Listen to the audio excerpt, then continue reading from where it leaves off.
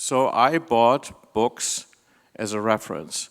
Only after probably 20 years, I started to get more interested in the book because I found out that many of the pictures I saw in the books I've never seen in real print, because very few of those existed.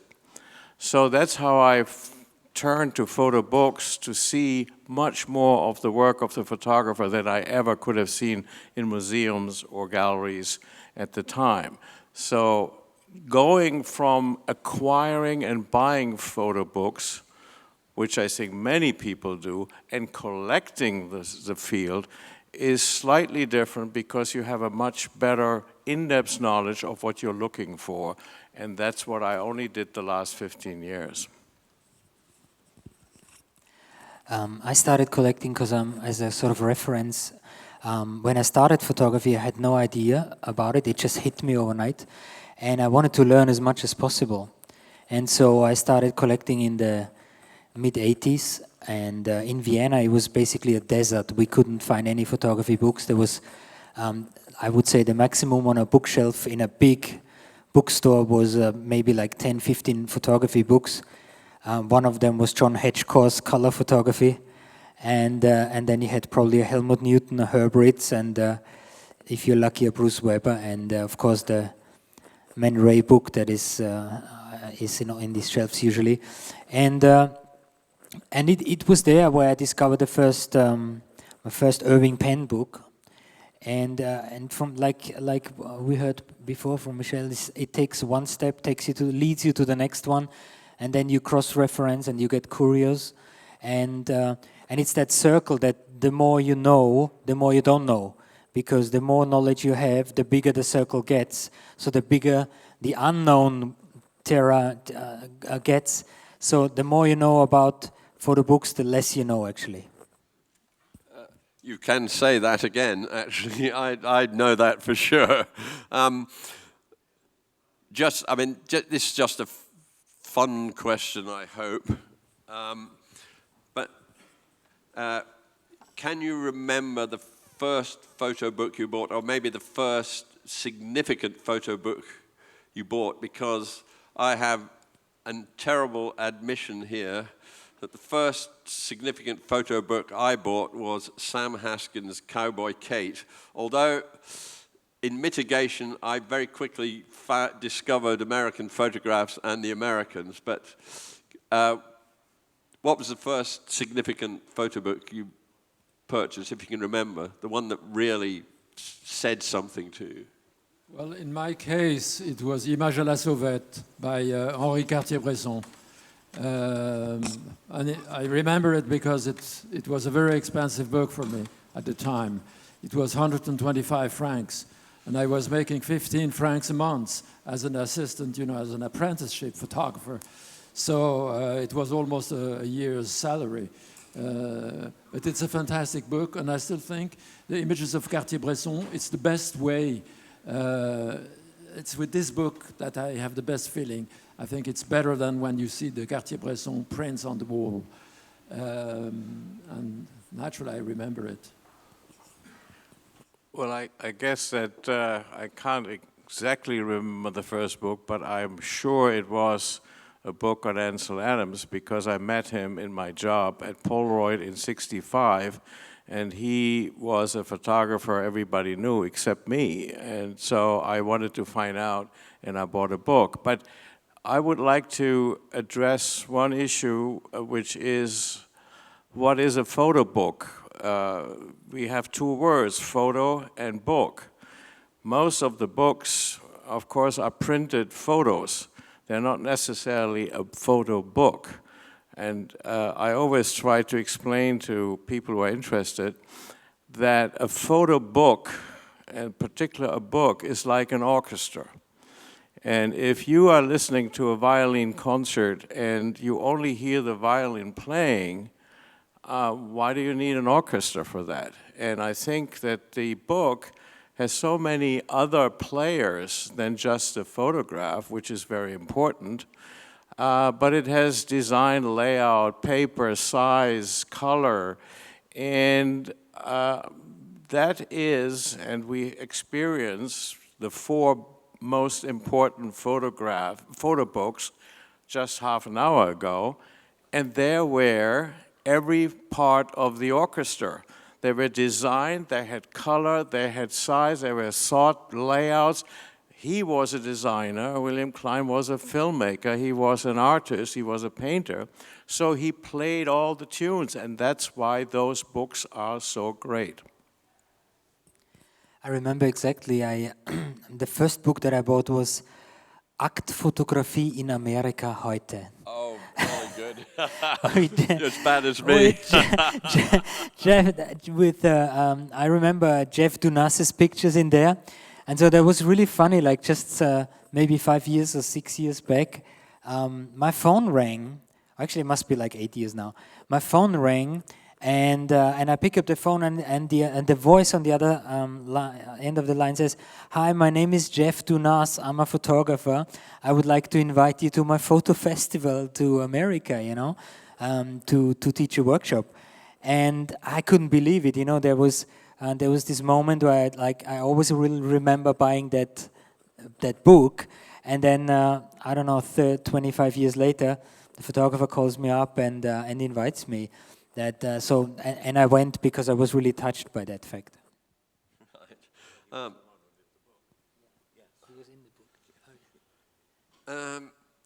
Of course, now there is clearly a dedicated market to photo books, if you like. But I guess when we, maybe not you, Andreas, but the rest of us started collecting, I mean, there was no market.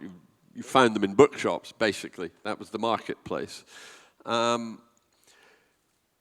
you think now this dedicated marketplace has changed the whole nature, not so much of the photo book itself, but of the way photographers, new young photographers, look at making books? I think there is a big change since we have reference book on photo books, since the 101 books by Roth, naturally since the 2 books. Not out. And also the open book. Before, everything was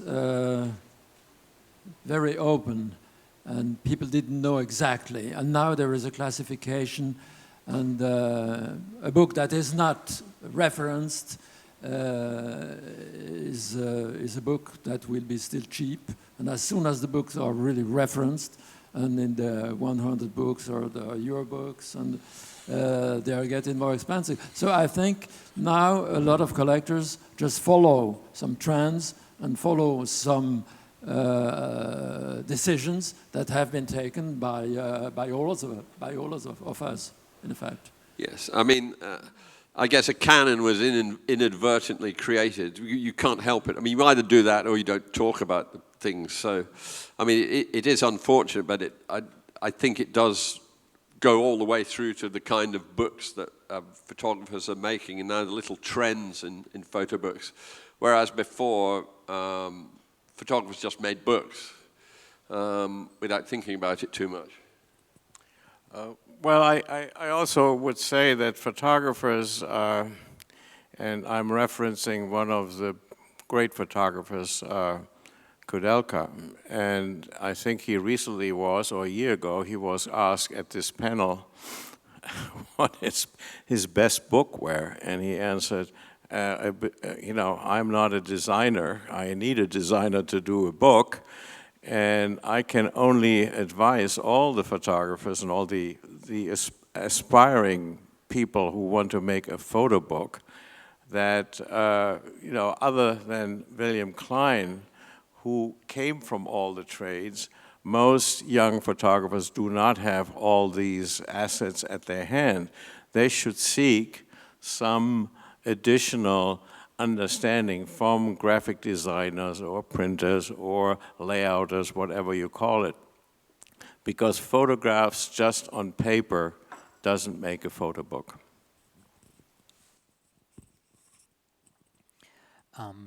You're absolutely right. You know, as soon as someone, of course, lifts up a book, people get interested, and there's a demand. And of course, more people want books than books available, and it shortens, of course, the supply. And I remember when internet came, a lot of dealers been complaining about it, you know, that it destroys the market and everything.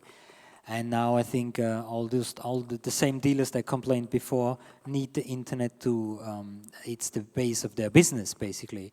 And I remember exactly, before that, I went in New York from one bookstore to the next bookstore to find Irving Penn's Moments Preserved, because I thought New York is the place to look for this book. And it took me, I think, 6 years, and I couldn't find a good copy going physically from one bookstore to the next. And as soon as the internet came, I turned it on, and I had 6 copies, and I could choose a nice one. So I think the major change was when the internet came. And I think I still remember some books even before been really traded like secrets. You know, I think a Man Ray book was already then an expensive thing to have, and it was already then something that a dealer would ask a lot of money, having a Man Ray book. So certain titles been already very, very high in value even before all that. It's actually, I mean, it's also a very important tool in research. We were researching photo book history, and we'd come across a book somewhere. I came across a book in an anarchist library in Milan, in fact 2 or 3 books, and one of them in particular was clearly very rare, and I just went on the internet and there was a copy available for 40 euros. I've never found another copy on the internet, but you do get this, you have this chance of, just like the lucky finds, they used to be in the bookshop, they'd go around the back of the bookshop and there would be the great find. I think the internet's been extremely important in, as much as our little canon of things, in promoting not just photo books but photography. We do now know what's happening in Japanese publishing, in publishing wherever. I think it's a bit like that story that when Columbus arrived in America, and the Indians wouldn't see the ships for 3 days because they didn't know it existed. And I had the same feeling. You know, we talked about it. You look for a book, and you know, or you guess this book had a dust jacket, but you never saw the dust jacket, so you don't know what you're looking for. And it's a bit like that. I think as soon as you know what you're looking for, it's sort of easier to find. You visualize it and then you find it. And I think all those publications helped visualizing the books, so people know how they look, so they know what to look for. So in that sense, I think it was really important having all those publications and researches. Yes, I mean, it was a question of you either talked about the books, you either created a history of photography through books, which is an extremely important history of photography, or you didn't at all. You just left it the way it was. Can I ask either of you if you have any specializations or one particular area of photo book production? I know you are particularly interested in Japanese photography. Which kind of areas you're particularly interested in, Michel?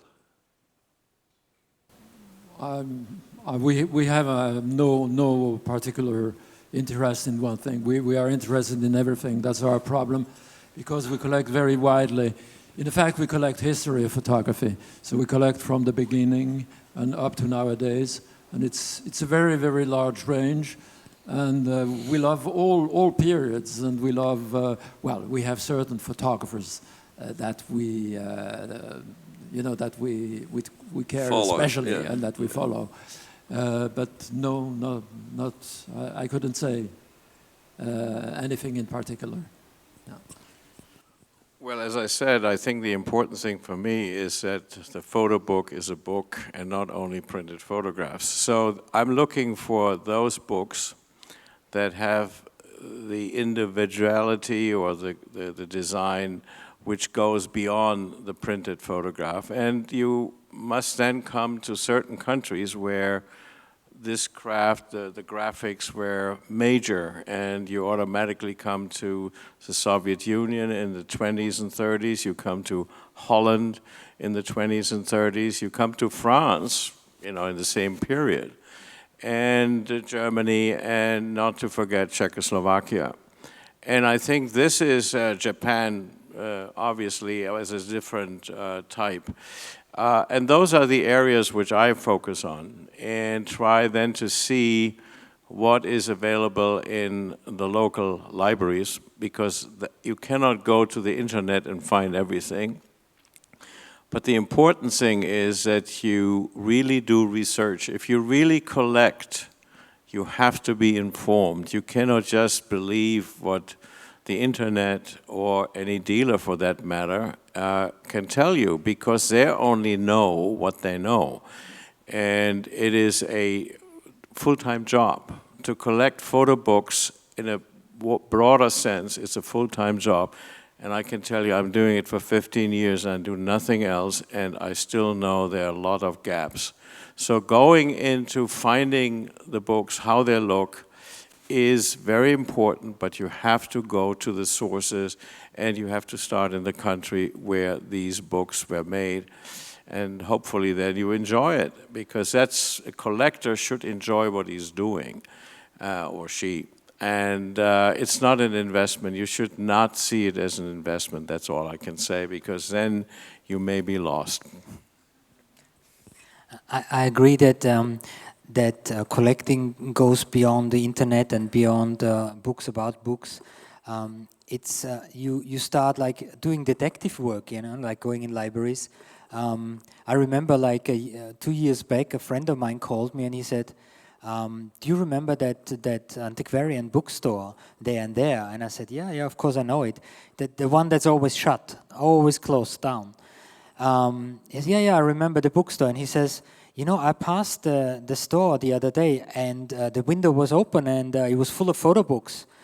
So let's go and check out that store. So we went there, and we talked to the guy, and the younger guy took over an old antiquarian bookstore, and we found out that a whole cellar of like 5,000-6,000 books are still in the archive undiscovered. So we started going into that cellar. It looked like in the Addams Family, it was full of spider webs, and we kind of went in there, and we opened the door, and we looked at 5,000 photo books in a room, solid up to the ceiling. So this, I think these are the moments where a collector's heart starts beating, faster, and you get rewarded for that physical effort that you do. So sitting at home looking at the internet, for sure you can only follow other people or other things other people lifted up, but to discover things that are basically not known to a wider audience, you have to be physically involved and really make an effort. Yeah, I know. I'm doing a book on protest books at the moment, and we are turning up amazing protest books from Italy at the moment. The Japanese ones are more known, but we're still turning up more Japanese ones, which are absolutely incredible. It really, I guess it is not quite a bottomless pit, but it's quite a large one, and I think we still have only touched more than surface, but we've still only gone down a little bit.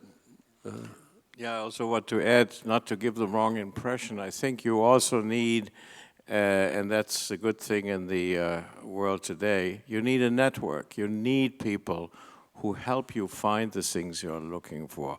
And it could be very dedicated antiquarian booksellers and dealers. It could be even auction houses where there is knowledge, and you have to tap on that. And even books like we talk on reference books, whether it's the Martin Parr and Gary Badger books or any one of those, and there are now about 80 reference books, not only the important ones, but there are smaller city books. You have books about Cologne, about Vienna. So there are coming out, Copenhagen, the Swedish one. There are some dealers who make Scandinavian books, reference books. So all that helps you to determine what you're looking for and how the books look. And not to forget the last 10 years of all the books we see here. I'm sure we see 1,000 books here today, new ones. So you need everything. You need all modern communication and a trusted network. Okay. Has anyone bought a book here during the festival? And if so, what do you think the hot book might be? Because it's amazing. I think by tomorrow afternoon, word will go out there's a kind of hot book, as happened last year with Euromaidan. It happened the year before with Be Happy. So there will be a hot book, I think, by tomorrow afternoon. Has anybody seen anything that they think might be the hot book? No, because I'm really not so much looking. It is, my eyes can only see so much. But I also would say that I don't really care about the hot book. I rather wait and pay much more later because I have missed it. Because I'm not looking for that. I'm looking for whatever fits into that system, or the space, the area of what I collect, and I'm not looking for a sharp investment, and therefore I'm really let other people make me aware of it book, and then I pay the price for it. Oh no, this isn't in terms of a hot investment. This is just in terms of photo book people saying, this is a really interesting book, and last year it was Euromaidan. I mean, it wasn't an expensive book at all, and neither was Be Happy the year before. But they were interesting. If I go another way, does each of you have a favorite book or a favorite one or two books? The last one that you would ever think of getting rid of? Well, about the hot book, I don't care at all, I make my own mind on the book. And if I like it, I buy it. And I don't care if hundreds of people will have the same feeling like I have. And it's not because it's the hot book that I will buy it next year. So, in fact, I don't care. But do you have the one or two books that if the place was on fire, they would be the two you'd carry out? I don't know. I don't know if I have these books. I have to have a lot to carry, but I would say that one of the most interesting book of all photo books, and I think it was up in your presentation. It's really Mauver's Paris.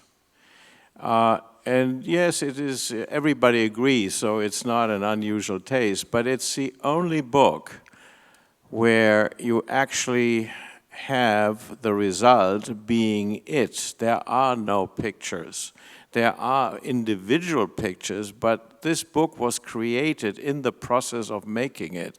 So all the montages were, of course, made from different negatives immediately to the printers. So there is no collages like you have in other photo books, like Claude Cahun. She made very interesting collages, but she physically made them, and you have an original collage. But with Paris by Mauver, you don't. And I can only say that I visited the widow in Israel, and yes, I had images, little contact prints of individual pictures you can see in the book. So to me, that is, and it's unique in many ways because nothing has been done like that afterwards. And so I consider that one of the best, most interesting photo books. And maybe if I'm really squeezed, I would take that with me. I agree. Okay. Do you collect maquettes? I bring this up because when Martin and I visited Bill, he kept threatening to show the original maquette of New York with all the Xerox prints stuck on it. And of course, Martin, his tongue was hanging out, and it never arrived. It was quite funny. It was kind of like one of these ongoing jokes throughout the whole visit. But do you collect maquettes as well as the printed books? Yes, we have a few, but very few, because it's very rare to start with. And then, but when we come across a maquette, we buy it. We had a maquette for years, and that was that thick, and with pictures of Paris. And we didn't know, when we bought it, you know, the dealer had written maquette of probably Versailles or Douaneau or Carthage, or so we didn't know anything. And finally, a few years later, we found out who was the author. And I have a problem. I will tell you when I find it again. I just don't remember now. But yeah, so we have a few maquettes, but not many, because it's quite rare. When we were doing the Chinese book, Magnum London found the maquette of the three banners of China in their basement. They didn't know they had it, but they suddenly found this maquette in their basement, which it was very interesting because it was rather different from the book as it came out. Excuse me, it was Willy Maywald, the photographer. Yeah. German photographer. On artists. Yeah. Well, I would say that I don't particularly collect maquettes, but I do have a few, and if I see a very good one, I would not shy away if the price is acceptable, because obviously recently in the last couple of years a lot of maquettes have made the rounds, but I also must say it is not always very clear, even in the traditional, who made the maquette. And we talked about Joseph Koudelka and the way he left Czechoslovakia and his famous Gypsy book. And he can always tell you the story that there are 12 maquettes made, and none of them was ever the final one. And he didn't make the prints either. It was some person in Del Pierre's studio who did them. So then it comes up in the market, and if you are somewhat knowledgeable about photography, you can see, oh, this was a copy enlargement. This was not from the original negative, or somebody couldn't really do it well. And suddenly you create a uniqueness which isn't really there. So I can only say that maquettes are interesting, and but they are sometimes very misleading. Well, of course they're rare, and the only maquettes I have are from my own books, and I hold on to them as long as I can. Okay. And of course, today a lot of books are made on the screen with the computer, so there are probably no maquettes, or there's maybe just a printout at the very end just to go to the printer. So I think that a thing like a maquette is also a dying species in a way. Yes. I have a maquette from Donovan Weil. He threw in, I was visiting him and he'd thrown it in the waste paper bin, and so I said, can I have this? And it's never been published, but it's nice to have. Yeah, I would say that I do own, in my opinion, quite an interesting maquette, and that is in 1972, Richard Avedon made a famous issue of Rolling Stone, and it was called The Family. And The Family were all the people at the time who shaped American politics and culture. So it was from politicians and secretaries to artists. And the Rolling Stone showed about 60 photographs. But at that time, Avedon had to still make a maquette from original prints. So they were large format, 11 by 14, and 11 by 14, and they were basically made by the art director of the magazine, and it then was sold at auction.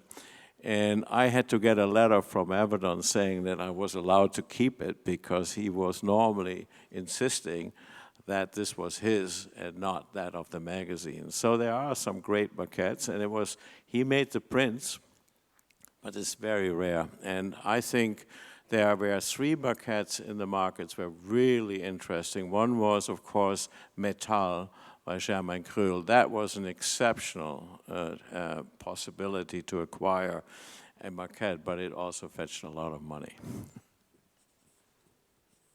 And I think you answered this question, Michel. You collect 19th century books as well as 20th century. Yes, exactly. We start with the prehistory of photography, everything related to photography. So we have also a lot of technical books. And as a photographer, I'm very interested in the 19th century procédé, how do you say, making of everything. So I'm very interested in the technique. And so I have a lot of technical books that would not interest at all. But that's, on the side.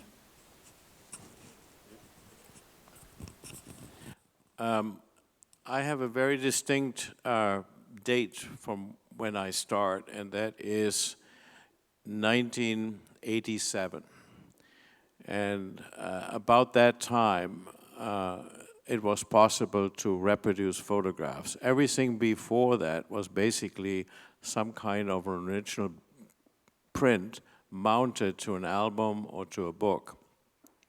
So then the autotopy process or halftone process was invented, and it's that time that you see halftone images in magazines, and then later, probably a year or 2 later, in the first books. So that is my cutoff date, so to speak, and it'll go until the 70s. I'm cutting it off about 1980. So it's the invention of the mechanically printed book. Absolutely, okay, with, yes. Jacob Riis. Right. Which is a very disappointing book when you actually see it, isn't it? Yeah, I forgot the question. About starting 19th century. You collect? I think the earliest book I have like 1911, 1908. And I rarely look back further than that. And that's what we talked earlier on is I think it kind of it had that sort of peak, and it goes in waves, when there's these periods where really interesting books are published, and then so it took me some years to catalog to photograph all my books and put them in a library, on the making a catalog, and then after that I realized, which years are the years that I have the most books, and for some reason, in my case, it's the decade where I'm born. So that's kind of funny to see. So I have sort of an affection for the 1964 books. I don't know why. Right. Okay. Just as a final thing, we can ask for some questions, but I think you probably have answered a lot of this. What advice would you give to new collectors? Well, I think the main thing that we all would probably agree is follow your heart, follow your taste. Because if something speaks to you, it will give you pleasure. And so I remember exactly, I was in my apartment in Vienna, and I talked to a friend, and I said, I have this shelf full of photo books, and I feel a bit guilty, spending all my money on photo books. And he said, you know what? And there's this moment where you sit in front of your shelf and you take that book out and you enjoy it, and it gives you pleasure. And I think that's what it is. It's about pleasure. Photography is about emotion and reaction, and I think it's the same with photo books. Yeah, I guess that's, you follow your gut, your interest, and I think, except what Andreas said, I would urge you to inform yourself, either about the photographer or the type of book or the genre, whatever it is you fancy. Be aware what's around, and just make a little investment in buying some books about that field, or go to the library and then, look at them, and if you like them, and never spend more than a monthly pay of your salary or income, because you won't get it back, and it's not an investment. Well, I would say listen to your heart, and if you don't really know, don't buy it. If you hesitate, don't buy it. Yeah. You have to be sure when you buy something. I mean, I would add to that, when you're looking at a book, say to yourself, am I going to look at these pictures once and then never again, or am I going to look at them over and over again? If we have any questions? We hear you.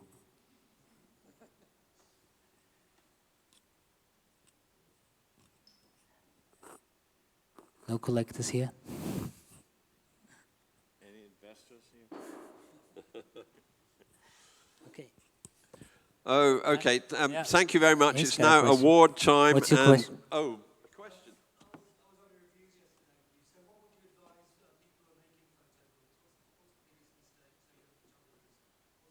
Making photo books, what do you advise?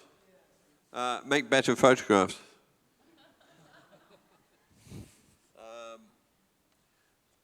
Stop making books that are too clever and start making books that are good.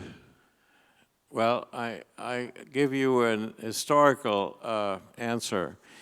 You probably all know Alfred Stieglitz. I think he is a household name. During his lifetime, he had one book. When he died, he had a second one. Paul Strand only had books when he was very old, and over his most important photographs in the teens and 20s, there is no local book. There is camera work, there is a publication, there are no books. Edward Weston had 3 books, which he paid for himself. And so it's not necessarily all the time like that. There are others who had a lot of books. But what Gerry said, make good photographs, and a book is very important. But if you need to have 10 books before you are 30, I think, which a lot of people, of what I see, they start to do that, that's not a measurement. So we have too many books. Nobody can ever see them. And I don't even know how to record them. And if you make 20 copies and 30 copies or 50 copies, no library in the world will ever know about them, because how do you get them? So it's nice for the person who gets only one of 20, but that's not what you really want. You want 10,000 of your books out, so everyone should have them.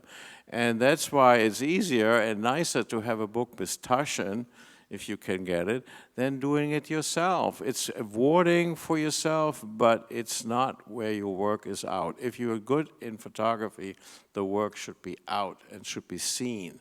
Do anything for that, not to make a book of 20 copies.